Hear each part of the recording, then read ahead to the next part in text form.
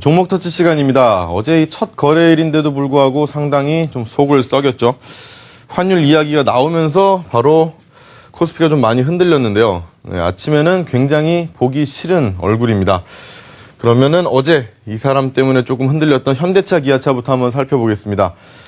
한국투자증권의 의견이고요. 32만 원의 현대차 그리고 8만 7천 원은 기아차 목표가를 정했습니다. 투자 의견은 그대로 매수로 가져갔는데요. 바로 현대 기아차가 2013년에 전년 동기 대비해서 6%가 증가를 한 755만 대를 팔았다라고 합니다.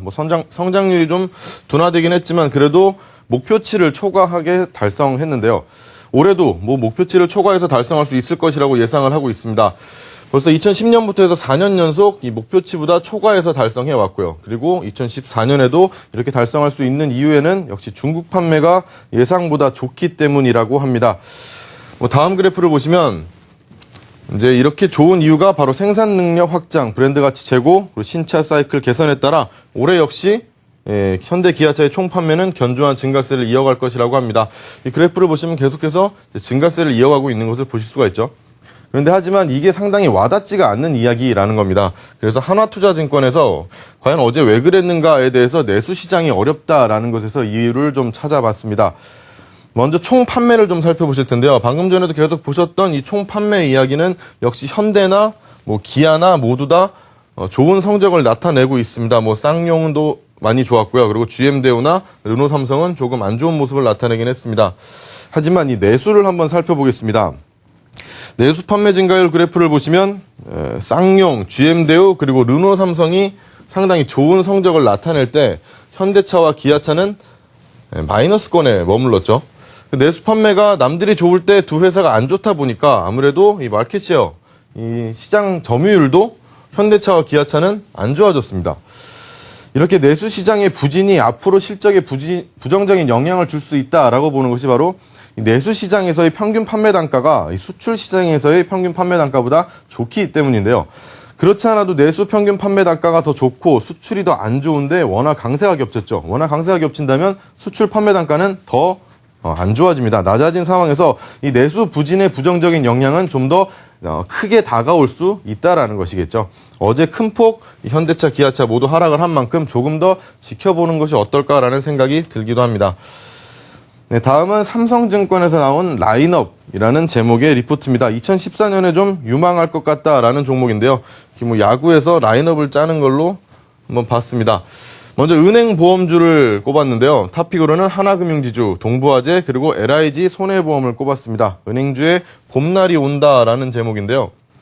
바로 아파트 가격 동향에서 봤습니다. 어제 경기도 전세가율이 70%, 매매가의 70%를 넘었다라는 뉴스가 있었죠. 갈 데가 없다라는 뉴스였는데요. 주택 관련 규제가 그래도 완화되면서 전세에서 매매로 좀 전환될 가능성이 있다라고 합니다. 그리고 6개 광역시에서 나타낸 이 주택가를 볼 때도 굉장히 미약하긴 합니다. 하지만 조금씩 상승하고 있다는 것을 볼 수가 있고요. 이게 조금 이렇게 안정적으로 흘러갈 수만 있다면 매매를 하기 위해서 사람들이 은행에서 돈을 빌리는 일도 많겠죠. 그래서 대출도 활발하게 이루어질 것으로 보이고요. 미국 은행업종 대비해서 PBR도 보겠습니다. 역사적으로 굉장히 낮은 저점 수준에 머물러 있기 때문에 밸류에이션 매력도 있다라고 하면서 은행보험주에 대해서 밝은 미래를 점쳐봤습니다. 다음은 유통 패션주입니다. 탑픽으로는 롯데하이마트, LG패션을 꼽았고요. 기지개켜는 국내 소비심리라고 제목을 달았습니다. 2013년 국내 소비자 심리지수 추이를 보시면 하반기부터죠. 작년 하반기부터 소비심리지수가 좋아지고 있는 것을 볼 수가 있습니다. 여러 지표와 함께 국내 소비심리가 개선세를 보이면서 민간 소비 증가율도 2013년 하반기부터는 또 좋아질 것이다 라고 예상을 하고 있고요. 이런 심리에다가 정부의 성장 중심 정책이 좀 받쳐주기만 한다라면은 유통 그리고 패션도 이 실적 턴어라운드를 가능하게 할 것이다라고 예상을 했습니다. 마지막으로 조선주 살펴보겠습니다. 상선 시장에 백고동이 울린다라는 제목이었는데요. 현대중공업 그리고 대우조선해양을 탑픽으로 꼽았습니다. 조선주에게 중요한 게 두 가지가 뭘까요? 그리고 이 선가 그리고 발주량이겠죠. 판매가 그리고 판매량이라고 보시면 되겠습니다.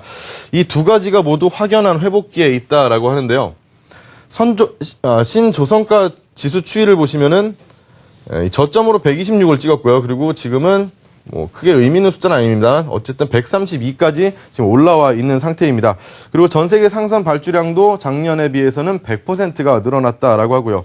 해양 설비도 사상 두 번째로 많은 양이 발주되면서 안정적인 성장세를 기록하고 있습니다.